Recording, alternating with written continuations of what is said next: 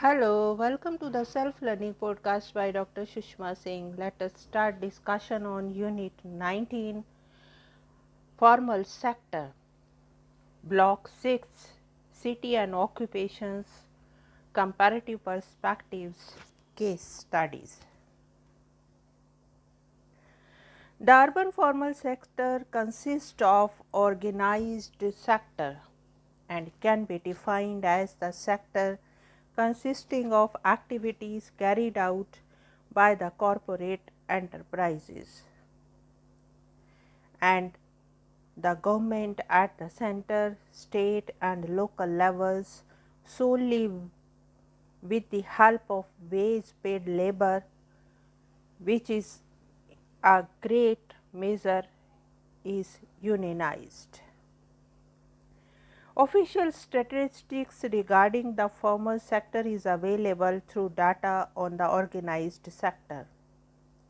This comprises of enterprises and information on their activities that are collected on a regular basis.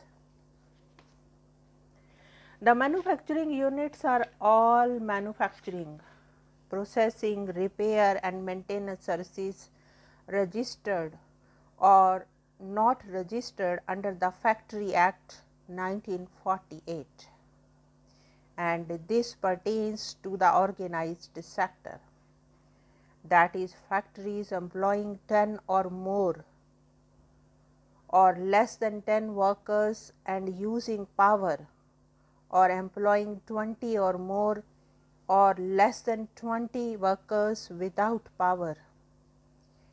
In the reference here belong to the registered manufacturing sector. Enterprises covered by the Annual Survey of Industries ASI Central Statistical Organization fall under the purview of organized employment of the formal sector.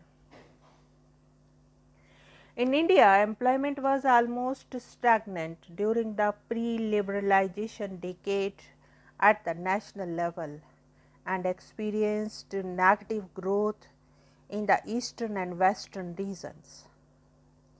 The industrially developed states recorded stagnant employment, while the industrially underdeveloped states showed a significant employment growth during this period.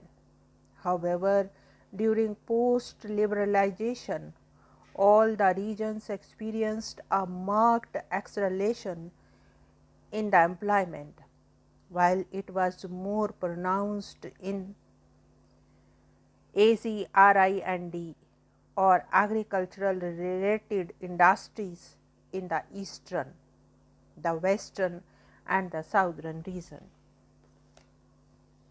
The industrially developed states showed more pronounced acceleration in the employment in both AGRI&D agricultural related and NAGRI&D non-agriculture related industries during this period.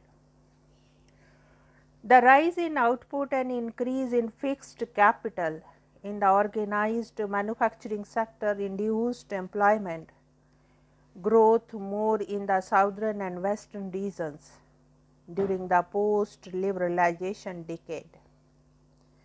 The industrial liberalization accelerated employment growth in the organized manufacturing sector more in the industrially developed states such as West Bengal, Gujarat, Maharashtra, Karnataka and Tamil Nadu. However, some states like Bihar, Delhi and Punjab experienced deceleration in employment growth during the post-liberalization period. Now, let us discuss the next point, comparison between formal or organized and unorganized sectors. The labor force in all developing economies consists of two broad sectors, the organized and unorganized sectors. In the organized sector, the labor productivity is likely to be high. Incomes even in the unskilled category are relatively high, and conditions of work and services are protected by labor legislations and trade unions. The major comparison between these two sectors can be summed up as the market structure. The large manufacturing firms in the formal organized sector operate in markets where prices are controlled by few sellers, which are protected from foreign competition by high tariff. They sell products mainly to middle and upper income groups. On the other hand, the unorganized sectors consist of a large number of small producers operating on narrow margins in highly competitive market. The products are sold to low income groups. The next one is credit facilities.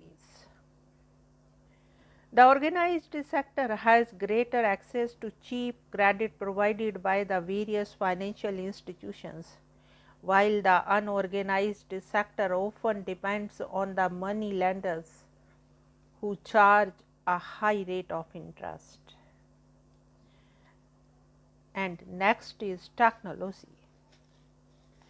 The formal organized sector uses capital intensive technologies and imported technologies, while the unorganized sector uses mainly labor intensive and indigenous technology. The next is role of government. The organized sector has a privileged position as far as the government is concerned, because it has an easy access to and influence over government machinery. It can build lobbies and pressurizes the government on an issue, while the unorganized has no political pull. The next one is protection. Lastly, the organized sector is protected by various types of labor legislations and backed by strong unions. The unorganized sector is either not covered by labor legislation at all, or is so scattered that the implementation of legislation is very inadequate or ineffective. There are hardly any unions in this sector to act as watchdogs. Now, let us wind up the session and take rest. Thank you very much for engaging yourself with the Self Learning Podcast.